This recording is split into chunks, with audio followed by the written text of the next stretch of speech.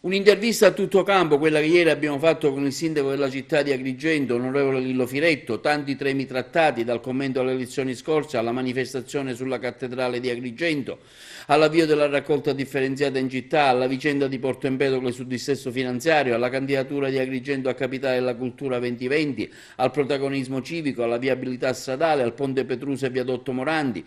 Firetto si è anche soffermato sulla questione dell'Akragas, la squadra che gioca attualmente a Siracusa, fatto che provoca non poche problematiche ai tifosi che la vogliono seguire, dovuto alla mancanza di realizzazione dell'impianto di illuminazione. Il sindaco ha tracciato così un excursus sull'evoluzione della squadra, dalle promesse annunciate di portarla in Serie B da parte della loro nuova proprietà, fino a oggi che si chiede che sia il Comune a realizzare l'impianto di illuminazione.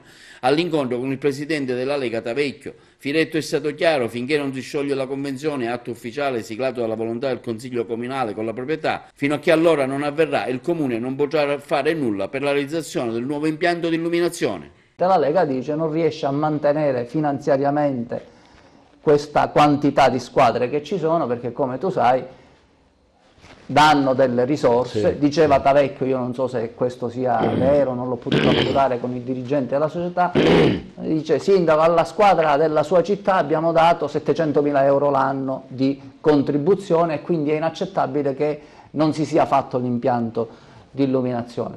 Questo adesso non lo so. Il punto è: siamo in questa situazione, molti, diciamo, si sono defilati rispetto a quelli che erano nella prima ora a livello di dirigenza. Do atto in questo momento a Alessi che ha mantenuto la posizione, dimostrando secondo me con questo stesso atto di, diciamo, avere a cuore le sorti della squadra. D'altronde, parliamoci chiaro, al di là della dirigenza che è venuta dopo, noi abbiamo fatto un campionato che ci ha portato poi alla promozione, che è stato per noi entusiasmante, ed era una dirigenza solamente locale.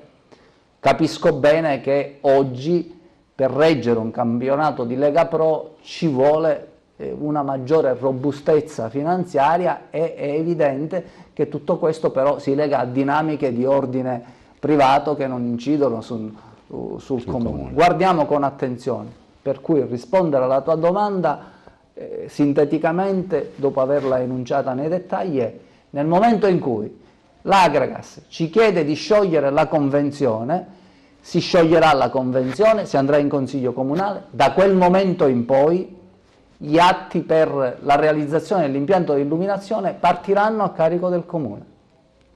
Quindi ancora questa volontà non c'è stata? Ancora non è stata espressa.